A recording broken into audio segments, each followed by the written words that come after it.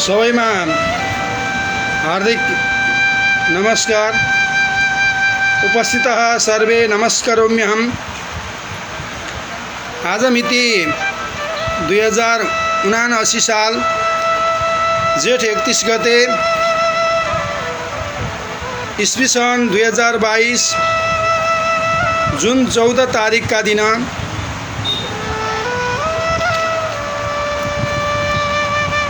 त्यस्तै तरहले ज्येष्ठ शुक्ल पक्षको पूर्णिमा तिथिका दिन अस्माकं लघुकथा पाठ्यश्रव्य दृश्य प्रतिष्ठानस्य नियमितः प्रसारितः वाचितः 238 कार्यक्रमे समुपस्थितः हाम्रो लघुकथा पाठ्यश्रव्य दृश्य प्रतिष्ठानद्वारा नियमित वाचन भएको 238औं लघुकथा पाठ्यश्रव्य दृश्य प्रतिष्ठानको नियमित कार्यक्रममा उपस्थितः साहित्यानुरागी सर्जकः, व्यवस्थापिकः, अनुवादकः र वाचकः हार्दिकः प्रणामं समर्पयामि। र सबैमा वाचकहरूमा, साहित्यानुरागी सर्जकहरूमा र अनुवादकहरूमा र व्यवस्थापकहरूमा म हार्दिक प्रणाम पनि टक्र्याउँदछु। र विशेष रूपमा आज हाम्रो लघुकथा पाठ्यश्रव्य दृश्य प्रतिष्ठानको 238औं श्रृङ्खला चलिरहेको छ र यही 238औं श्रृङ्खलालाई यहाँहरूका सान्निध्यमा म यसरी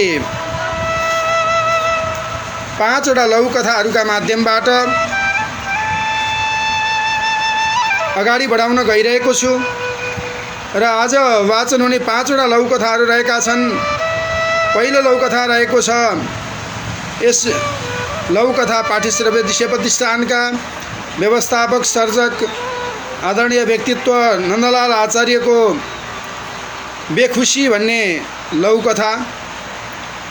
दोस्रो लघुकथा रहेको छ आदरणीय सर्जक दिनेश निरौलाको दुरुपयोग भन्ने। र तेस्रो लघुकथा रहेको छ आदरणीय सर्जक र सूत्रकथा लेख्नका निमित्त खपिस व्यक्तित्व कात्यायनको खाडल भन्ने। र त्यस्तै तरहले सूत्रकथा लेख्नका निमित्त एउटा खपिस व्यक्तित्व कोहिमा नागाल्यान्ड भारतबाट हुनुहुन्छ आदरणीय व्यक्तित्व डाक्टर हरिमोहन पोखरेल, उहाँको अनलाइन भन्ने लघुकथा। र त्यस्तै तरहले सिक्किमबाट हुनुहुन्छ आदरणीय व्यक्तित्व शिव नेउपाने, उहाँको पनि सूत्रकथा रहेको छ भिखारी भन्ने। यिनै 5 वटा लघुकथाहरूको चाहिँ सेरोफेरोमा रहेर आजको 238औं श्रृङ्खलालाई अगाडि बढाउन गइरहेको छु। र हाम्रो लघुकथा पाठ्यश्रव्य दृश्य प्रतिष्ठानलाई माया गर्नुहुने आदरणीय व्यक्तित्वहरू उपस्थित भइसक्नु भएको छ। दिपेश सापकोटा नमस्कार सबैमा भनेर भन्दै आइरहनु भएको छ। उहाँलाई पनि हार्दिक स्वागत र हार्दिक नमस्कार गर्दछु। आज विशेष रूपमा ज्येष्ठ शुक्ल पक्षको पूर्णिमा तिथि रहेको छ र यो पूर्णिमा तिथि परेका हुनाले गर्दा आजको दिन विशेष रूपमा ज्या पुण्यही दिन पनि हो र पनौतीमा स्नान आरम्भ हुने दिन पनि हो, पनौतीमा स्नान गरिने दिन पनि हो। र त्यस्तै पनौती भैरव भद्रकाली इन्द्रेश्वर रथयात्रा पनि आजका दिनदेखि सुरुवात हुन्छ र आजको दिन पूर्णिमाको व्रतको दिन पनि हो आजको दिन। त्यस्तै गरेर कवीर जयन्ती दिन भनेर पनि आजलाई मानिन्छ र विश्व रक्तदाता दिवस भनेर पनि आजकै दिनलाई मानिन्छ। गौड पूजाको दिन पनि आज रहेको छ, अथवा गौड पूजा भनेको गोठ पूजाको दिन। त्यस्तै गरेर मष्ट पूर्णिमा अथवा आफूले मानिआएका मष्ट देवताको चाहिँ लाई पूजा आराधना गरेर विशेष रूपमा उपासना गर्ने दिन आज मष्ट पूर्णिमा पनि रहेको छ। र त्यस्तै गरेर वैवस्वत मनुको आज जन्मदिन अथवा प्राकाट्य दिन पनि रहेको छ। र आजको विशेष दिन आज ज्येष्ठ शुक्ल पक्षको पूर्णिमाको दिन र रहेका कारणले गर्दाखेरि यसको विषयमा पनि यहाँहरूका सान्निध्यमा मैले जानकारी गराएँ। अब म ढिला नगरिकन आज हाम्रो लौकथा पाठ्यश्रव्य दृश्य प्रतिष्ठानको 238औं श्रृङ्खलामा वाचन हुने पहिलो लौकथा रहेको छ। आदरणीय व्यक्तित्व नन्दलाल आचार्यको बेखुसी भन्ने लौकथा र सिर्जना कुटी सिराहामा रहेर यो कथा रचना गर्नुभएको छ। विक्रम सम्वत 2079 साल जेठ 30 गते हिजोका दिनमा हाम्रो लौकथा पाठ्यश्रव्य दृश्य प्रतिष्ठानमा यो लौकथा प्रेषित गर्नुभएको छ र कथा यस प्रकार सुरु हुन्छ। म खुसी भए जगतै खुसी हुन्छ, मेरो मनमा ध्वाँसो लागे, सर्वत्र आँधी बिहेरी आउँछ। पल्लो कोठामा गृहमन्त्रीजीको मौखिक बाणी गुन्जिरहेको थियो। झ्यालको चेपबाट चियाउँदा गृहमन्त्रीको सामुमा जेठी छोरी टुलु टुलु हेरिरहेकी थिइन्। म उच्च रक्तचाप, मुटु र डायबिटिजको रोगी थिएँ। खानेकुरामा हेक्का राख्ने गर्थेँ। बिहान बेलुकै सबेरै खाना खान्थेँ। आफ्नो स्वास्थ्यको हेक्का राखेर काम गर्थेँ। त्यसमा मलाई गृहमन्त्रीजीले नै हर तरहले सघाइरहेकी थिइन्। केही दिनदेखि उनीसँग मन मैलो भएको थियो। नबोली उनी अल्प सघाउँदै थिइन्। उनको बोलीले मेरो मन हल्लाइरहेको थियो। समयमा खान बोलाइएन। आफै भान्सामा पसेँ। सदाको जस्तो थिएन खाना। चर्को थियो, पिरो थियो र चिल्लो तरकारी थियो। प्राण बचाउन 4 गाँस टिपेर उठेँ।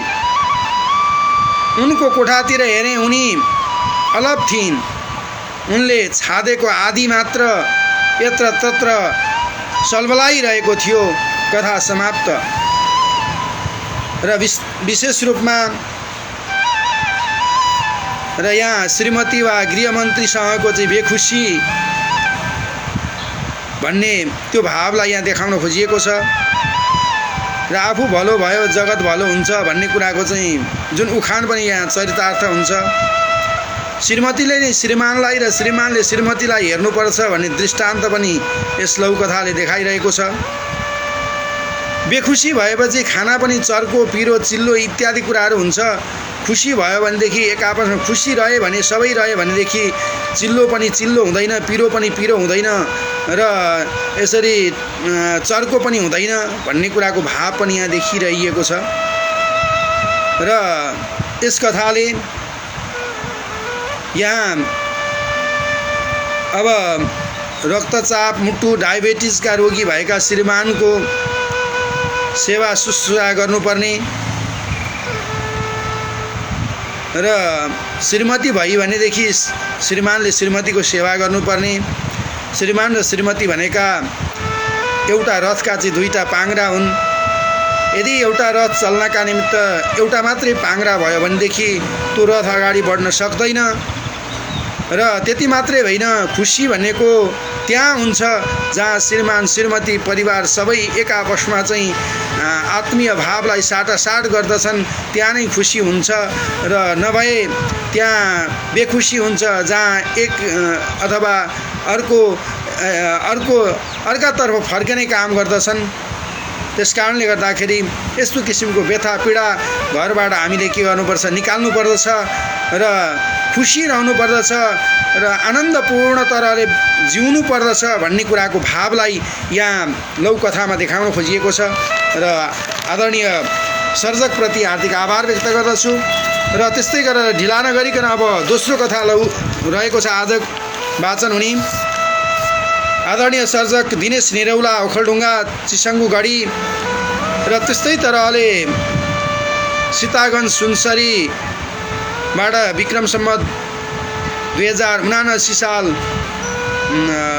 जेठ 30 गते हाम्रो लौकथा पाठ्यश्रव्य दृश्य प्रतिष्ठानमा प्रेषित गर्नुभएको लौकथा रहेको छ दुरुपयोग भन्ने। र कथा यस प्रकार सुरु हुन्छ। भेट नभएको 18 वर्ष भएको थियो। एक दिन भेट हुनेमा अझै विश्वास थियो उसलाई। भेट आकस्मिक होस् भन्ने चाहन्थ्यो। संसार प्रविधिको साथ साँगुरिँदै गएकोमा खुसी पनि थियो, थोरै त्रसित पनि। सामाजिक सञ्जालमा राम्रा नराम्रा गतिविधि तछाड मछाड गरिरहेका थिए।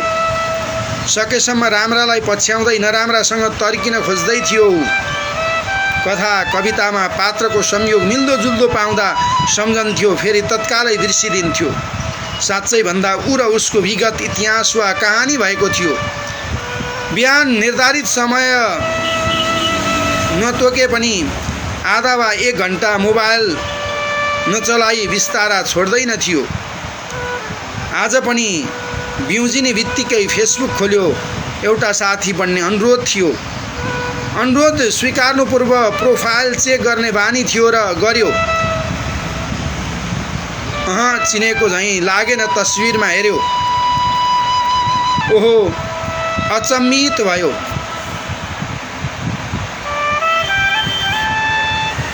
सबै तस्विरमा ऊ र उनीको युगल जोडी मात्रै थियो, जुन जोडीले एकसाथ क्यामेरा देखेकै थिएन। कथा समाप्त भयो। काल्पनिक भागबाट सुरुवात गरिएको छ। भेट नभएको 18 वर्ष भएको थियो। एक दिन भेट हुनेमा अझै विश्वास थियो उसलाई भनेर काल्पनिक भावबाट सुरुवात भएको छ कथा। प्रविधिप्रतिको व्यङ्ग्य र प्रविधिले मानवलाई पारेको साँघुरो प्रभाव यहाँ देखाउन खोजिएको छ। कसैले प्रविधिको सदुपयोग गरिरहेका छन् त कसैले दुरुपयोग भन्ने कुराको भावलाई यहाँ देखाउन खोजिएको छ। र कोही सुत्ने बेलामा वा उठ्ने बेलामा वा खाना खाँदा पनि मोबाइल वा प्रविधिसँग जुटिरहेका हुन्छन् अथवा हेरिरहेका हुन्छन्, एकछिन पनि छोड्दैनन् भन्ने त्यो भावलाई पनि यहाँ देखाउन खोजिरहेको छ। र जो पायो त्यही व्यक्तिलाई साथी बनाउनु हुँदैन र बनाउँदा विचार पुर्याएर मात्रै बनाउनुपर्छ भन्ने कुराको भाव यहाँ झल्किरहेको छ। त्यति मात्रै होइन, जस्तो पायो त्यस्तै फोटो राख्नु पनि हुँदैन भन्ने भाव पनि यहाँ पाइन्छ। र सही सदुपयोग गर्न जानियो भने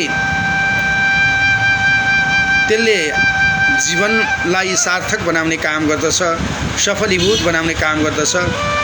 सही सदुपयोग गर्न जानिएन भने, दुरुपयोग गरियो भनेदेखि त्यसले खाडलमा पार्ने काम पनि गर्दछ भन्ने कुराको भावलाई यस लौकथामा कथाकार सर्जकले यसरी देखाउन खोज्नु भएको छ। आदरणीय सर्जकप्रति हार्दिक आभार व्यक्त गर्दै तेस्रो लौकथा रहेको छ आज वाचन हुने कात्यायनको खाडल भन्ने लौकथा। यो सूत्रात्मक लौकथा रहेको छ। उनीसँग समय थियो, समय थियो, मसँग समय थियो, हामी सबैसँग समय थियो। समयको समय झिक्दा पनि समय सिँगै बाँकी थियो र हामी बीच समयको खाडल थियो। कथा समाप्त भयो। काठमाडौँ महानगरपालिका वार्ड नम्बर 7 चाबेलमा बस्नुहुन्छ आदरणीय सर्जक कात्यायन। सूत्रकथा लेख्न खप्पिस हुनुहुन्छ। शान्त र सौम्य व्यक्तित्व हुनुहुन्छ कात्यायन र थोरै शब्दहरूले को सहाराले बोल्ने र लेख्ने गर्नुहुन्छ। लेखाइ र बोलाइ एउटा बुद्ध वाक्य बनेका हुन्छन्। खाडल पनि एउटा सूत्रात्मक लघुकथा हो र यसले पनि समयको बोध गराएको छ। उनी हामी सबैसँग समय भएको तर हामी बीच समयको खाडल भएको भाव यहाँ व्यक्त गरेका छन्। आदरणीय सर्जकप्रति हार्दिक आभार व्यक्त गर्दछु। र त्यस्तै तरहले आज 238औं श्रृङ्खलामा वाचन हुने लौकथा रहेको छ। चौथो लौकथा अनलाइन भन्ने। डाक्टर हरिमोहन पोखरेल कोइमा नागाल्यान्ड भारतबाट हुनुहुन्छ र ढिला नगरिकन अब म उहाँको लौकथा सुरुवात गर्न गइरहेको छु र लौकथा यस प्रकार सुरुवात हुन्छ। अनलाइन भन्ने। उसले निकै गम्भीर हुँदै भन्यो, अब जमाना बदलियो डार्लिङ, सबै थोक अनलाइनबाट हुन थाल्यो। भोलि गएर हाम्रो छोरा र छोरीहरूको बिहे पनि अनलाइनबाट नै हुने गर्दछ। तब तिमी हामी डट उसको कुरा सुनेर उसले मुसुक्क हाँस्दै भनी, फर्स्ट नाइट पनि अनलाइनबाट होला नि? हो नि? हो है। दुवैजना एक अर्कालाई हेरेर मुसुक्क हाँसे। कथा समाप्त भयो। अब अहिले जेसुकै कुरा पनि अनलाइनबाट हुन्छ। जमाना बदलिएको कुरा छ र अब विवाह, छोराछोरीको विवाह हुने, हरेक कुराकानी हुने, अथवा त्यति मात्र होइन, फर्स्ट नाइट हुने कुरा पनि अब अनलाइनबाट हुन्छ। भनेर भन्दा यहाँ दुवैजना हाँसेका छन्, मुसुक्क हाँसेका छन् एकअर्कालाई हेरेर र कथा समाप्त भएको छ। अत्यन्त मार्मिक लघुकथा रहेको छ र जे कुरा पनि अनलाइनबाट र खाने पिने कुराहरू पनि अब अनलाइनबाट हुन्छ र त्यस्तै गरेर सारा कुराहरू अनलाइनबाट हुन्छन् भनेर अनलाइनप्रतिको एउटा वितृष्णा, अनलाइनप्रतिको एउटा व्यङ्ग्य भाव यस लघुकथामा चाहिँ यसरी देखाउन खोजिएको छ र मान्छेको एउटा क्रियाशीलपनलाई अनलाइनले के छ गतिशीलपनलाई यसरी चाहिँ शिथिल बनाउने काम गरिरहेको छ भन्ने कुराको भावलाई पनि यहाँ देखाउन खोजिएको छ। आदरणीय सर्जकप्रति हार्दिक आभार व्यक्त गर्दछु र अब ढिला नगरिकन आज 238औं लघुकथा पाठ्यश्रव्य दृश्य प्रतिष्ठानको र वाचन हुने अन्तिम लघुकथा अथवा 5औं लघुकथा रहेको छ भिखारी भन्ने र शिव नेउपाने रुम्तेक सिक्किमबाट हुनुहुन्छ। यो सूत्र लघुकथा रहेको छ यो पनि र कथा यस प्रकार सुरु हुन्छ। ए घरपति आमै बाबै जदौ गरे म भिखारी तपाईहरुको कुटीमा भिक्षा लिँदै आएको छु केही माग्नलाई। घरपति भन के माग्छौ? भिखारी म पनि यही माटोको उपज हुँ हजुर, तर डडडड दिनुहुन्छ भने एक कटौरी पानी पाऊँ पहिले, तर हजुरकै सिमसारमा उम्रिएको होस्। खानालाई एउटा फापरको रोटी होस् जो हजुरकै गाई गोठको चाहिँ मलमा फलेको फापर होस्। अचार पुदिना पिसिदिए हुन्छ बस।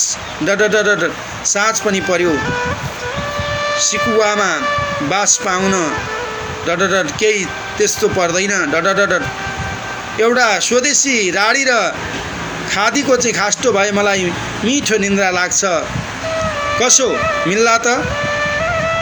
डडडड आमै बाबै मौन थिए। डडडड भिखारी उभिरहेको थियो।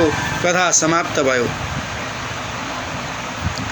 यहाँ देशप्रतिको एउटा भाव पनि र त्यति मात्रै होइन र प्रकृतिप्रतिको एउटा भाव र एउटा अर्गानिक प्रतिको एउटा भाव र माग्न त सबैजना माग्छन्, तर उसले चाहिँ सिमसारमा उम्रिएको एक कचौरा पानी मागेको छ। खानालाई सबैले खानै खान्छन्, तर फापरको रोटी होस् जो के छ त भन्दा आफ्नै गाई गोठको चाहिँ मलमा फलेको फापर होस् भनेर त्यस्तो किसिमको फापरको रोटी माग्ने काम गरेको छ। र यहाँ मानिस क्रियाशील बनेका छैनन्, क्रियाशील बन्नका निमित्त पनि यो लघुकथाले प्रेरित गरेको छ। र भिखारीले पनि एउटा हामी सबै क्रियाशील बन्नुपर्दछ र आफ्नै सिमसारमा उम्रिएको जरुवा पानीलाई उपयोग गर्नुपर्दछ, न कि मिनरल वाटर होइन। त्यस्तै तरहले दोकानबाट किनेर ल्याएको अथवा त्यस्तो किसिमको फापरको रोटी होइन, आफैले चाहिँ गाई पालेर अनि गाईको मल जल हालेर यसरी उत्पादन गरेको फापरको रोटी। त्यस्तै पुदिनाको अचार यति भए हुन्छ र सुत्नका निमित्त मलाई डन्लप इत्यादि कुराहरू चाहिँदैन, केवल स्वदेशी आफ्नै देशमा बनेका राडी र खादीको खास्टो भए पुग्छ भनेर एउटा स्वदेशप्रतिको प्रेम र आफ्नो राष्ट्रप्रतिको एउटा प्रेम, यी भावहरूलाई यस लघुकथामा यसरी देखाउन खोजिएको छ। आदरणीय सर्जक शिव नेउपाने प्रति हार्दिक आभार व्यक्त गर्दछु र आजको 238औं लघुकथा पाठ्यश्रव्य दृश्य प्रतिष्ठानलाई कुरेर बस्नुहुने, माया गर्नुहुने सम्पूर्ण साहित्यानुरागी साहित्य सर्जकहरूप्रति हार्दिक आभार व्यक्त गर्दै र हाम्रा लघुकथाहरू युट्युबका माध्यमबाट प्रत्यक्ष अप्रत्यक्ष रूपमा यहाँहरूले श्रवण गर्नु नै हुनेछ र श्रवण गरेर प्रतिक्रियाहरू जनाउनु नै हुनेछ भनेर भन्दै म यो 238औं लघुकथा पाठ्यश्रव्य दृश्य प्रतिष्ठानको नियमित कार्यक्रमबाट साँझको समय भइसकेको छ। शुभरात्रि भन्दै र शुभ सन्ध्या भन्दै यहाँहरूका सान्निध्यबाट बिदा चाहन्छु र यहाँहरू सबैको जय होस्, मङ्गल होस् र शुभरात्रि र शुभ सन्ध्या। जय होस्।